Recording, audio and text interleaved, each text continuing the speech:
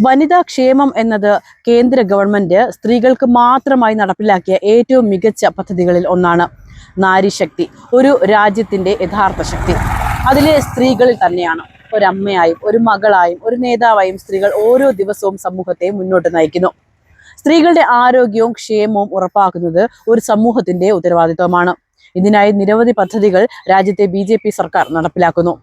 പ്രസവാവധി 12 ആഴ്ചയിൽ നിന്ന് 26 ആഴ്ചയെ വർദ്ധിപ്പിച്ചത് ജോലി ചെയ്യുന്ന അമ്മമാർക്ക് വലിയൊരാശ്വാസമായി. അതുപോലെ തന്നെ മാതൃത്വ സഹായ പദ്ധതികളിലൂടെ ലക്ഷക്കണക്കിന് അമ്മമാർക്ക് സാമ്പത്തിക പിന്തുണ ലഭിച്ചു. സ്ത്രീകൾക്ക് രാഷ്ട്രീയ രംഗത്ത് കൂടുതൽ പ്രാതിനിധ്യം ഉറപ്പാക്കാൻ വിവിധ പദ്ധതികളാണ് നടപ്പിലാക്കുന്നത്.